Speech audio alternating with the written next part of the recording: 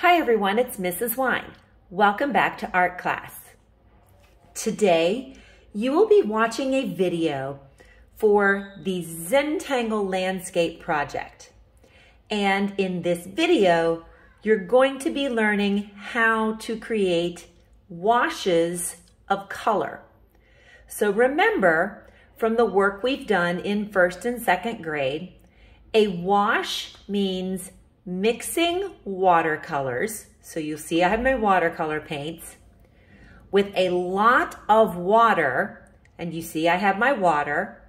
So you mix your watercolors with a lot of water to get a light, transparent color. Transparent means you can see through the color, and that's what makes it look very light because the white paper is showing in the background. So, as you can see, I've started off by gathering my painting supplies. I have my watercolor paints. I'm going to go ahead and open those so that they're ready to use. I have my water, and I have a napkin, a paper towel, and my brush. For this project, the best kind of brush is going to be a watercolor brush that has nice, soft bristles. I have also set myself up for a right-handed painter. So if you are right-handed, this is how you want to set yourself up. You want your paints on the right along with the water and your brush, and then your paper is going to go in this area. If you're a lefty like me, then you would just want to put everything backwards. You'd have your paint and your water on the left. But since most of you are righties, I'm going to set myself up as if I was a right-handed painter. Now, before I get started, I will obviously need my Zentangle landscape. Now, this is a landscape that we have been working on in class, and you can see from looking at my landscape that I have already created the landscape, and in my landscape, I have all 3 layers. So remember, every landscape that we are creating should have had 3 layers. You have your foreground. Those are the objects that are in the front, the things that are closest to you. Those objects should be big at the bottom. So I have trees in my foreground. Then in the middle of my landscape, I have my middle ground. In my middle ground, I have some sharp, pointy mountains. And then finally, at the top, I have my background. The background are the things that are behind everything. So for us, that's going to be whatever we have put into our sky. I have my sun and my clouds, and you can see I've extended those lines from my sun all the way down to my middle ground where the mountains are. So since I have 3 layers, I'm going to need to be creating 3 different washes. So let's get started and thinking about what we're going to do. So my first layer is the layer with my trees. I have trees, tree trunks, and ground. When I think of those things, I think of a lot of green. Yes, I know that tree trunks are usually brown, but I can go back and add those colors in later. So the first thing I'm going to do today is I'm going to make a wash with the green. I'm going to start always by checking my brush on my napkin, make sure it's clean. And then I'm going to start by just putting a little drip of water into the green paint. That'll start to soften up that paint. And you might notice that your paint set has all of these different areas. This is a great place to mix a wash of color. So I'm going to go ahead and I'm going to take my brush because I know I want the color to be very light. And I'm just going to put a few drops of water into my paint lid. Then I'm going to take my green And I'm gonna add a little bit of green into my lid. So I'm really just making a little puddle of green paint in my lid. Notice I'm very careful. I don't dig into my paint. Super, super careful. And I want to make sure that I have kind of a lot of paint because I have to paint that whole area. So now I'm just going to drip a few more drops of water down in there and stir it up. Then, once I have this little sort of lake of green, I'm ready to get started. Now, the great thing about this is once I have my wash mixed, all I have to do is paint it into this area. One thing that we learned when we were younger is you can help this paint spread by quickly wetting that part of your paper. So I don't want to wet the whole paper. I'm just wetting my foreground just a little bit. It'll help my paint spread super easily. Then I'm going to take my green, and the nice thing about this is I don't have to go slowly. I don't have to worry about painting inside the lines. The only time I need to go slowly is when I get to the edges of my trees. Then I want to go slowly because I don't want the green to get into my mountains. But everything else I can paint very quickly. Oops, stay out of the regular green. Keep getting it from my wash, from my little puddle. So again, I can go around the edge of the trees very slowly, but everything else just gets painted green. So other than the edge of these trees, I'm just trying to fill in this whole area with green. So now I've created a wash in my first layer. Notice that green is very, very light. I don't want it to be too dark. And as soon as I'm finished painting all of this area, I am done with my green. When I'm finished with the green, one thing I want to do is I want to take my napkin and I want to go ahead and clean my paint tray. So I can go ahead and I'm just going to take my napkin and I'm going to soak up any of that green paint. And I'm going to try to get that nice and clean. Then I'm ready to think about my next color. So my brush is still green. That's a problem. I'm going to clean my brush, check it on my napkin, and I'm going to think about my mountains. When I think of mountains, I think of sort of a grayish color. So gray, again, I'm going to start with water in my lid. And gray is really light black. So I'm going to take just a little bit of black, and I'm going to put some black in there. And you can see, wow, black gets really dark really fast. So I'm going to rinse my brush. I don't need any more black. And I think my mountains are going to be a little more interesting. What if I add another dark color? What if I had some purple to that?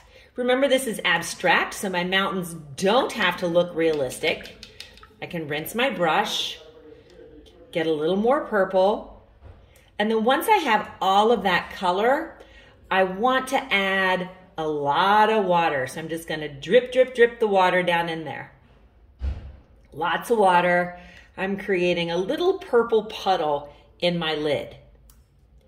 Then, same thing. Because I want the color to spread very, very easily, I can take my clean brush, check it on my napkin, and I can just put a little bit of water into the area where these mountains are. So I'm painting my paper with just plain water.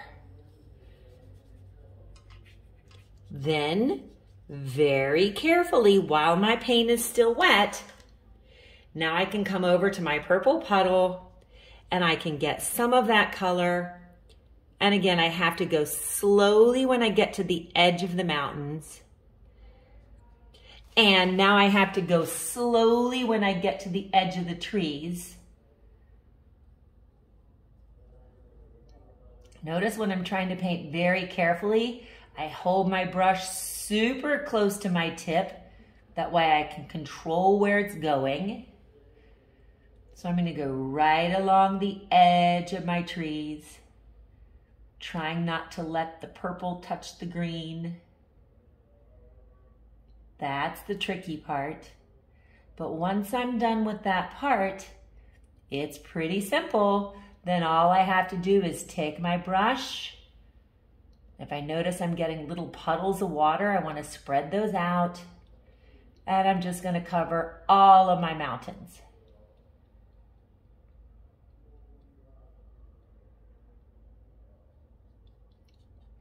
And I'm just going to keep going until all of that area is done. So I go slowly around the trees, slowly around the edge of the mountains. And then I'm going to paint all of those mountains with this purplish, grayish color. Almost done. So once I'm finished with my mountains, that just leaves me my sky. So while I'm painting my mountains, I can start to think about what kind of color I might want to use in the sky. Now, most of the time when we think of the sky, we think of a blue color. But because I have a big sun in my sky, I think I want to paint my sky and kind of make it look a little yellowish, maybe some yellowish orange. So again, if I want to mix that color in my lid, then that's what I'm going to do. So I finished with my purple,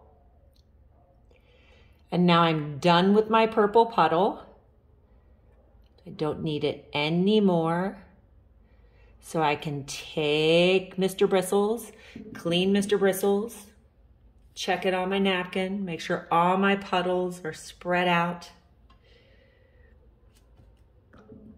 And where I have this puddle of paint, I want to take my napkin, soak that up. It's much easier to clean while it's still wet. So I'm going to soak that all up. And now I have my last wash of color, which is going to be the yellow in my sky. So now, same thing. I'm going to take my brush. Let's get a little yellow.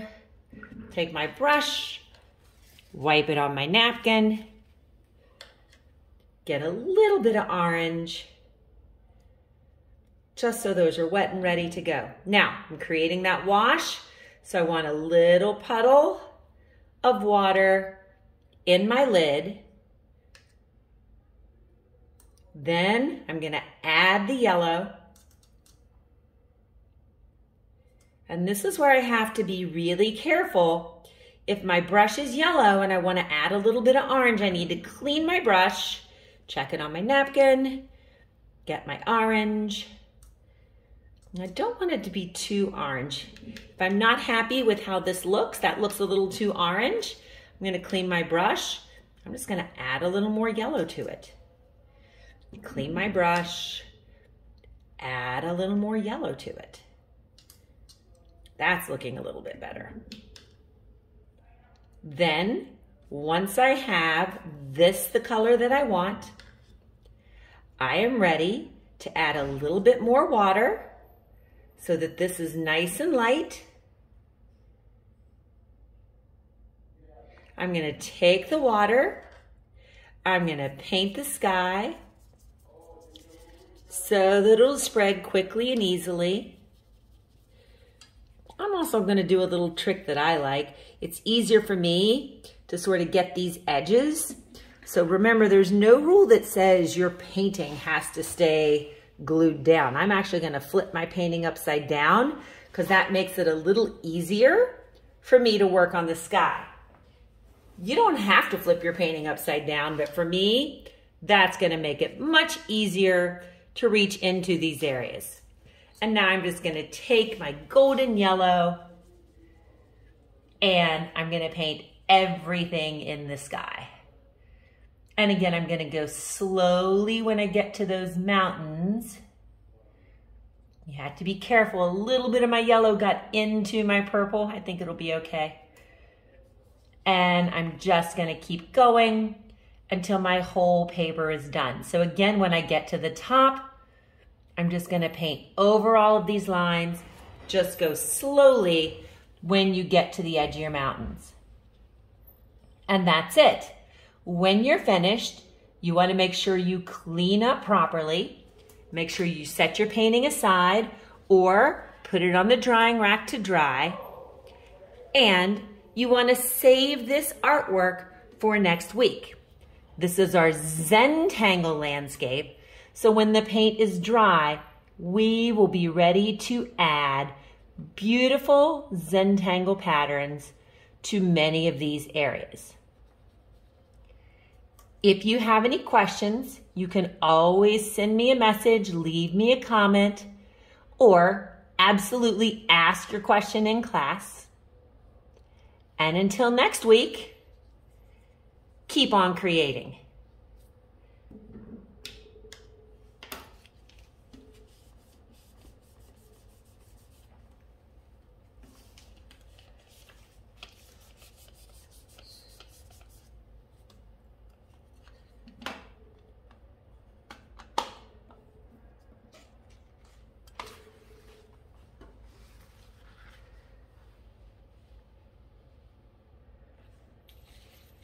Oh.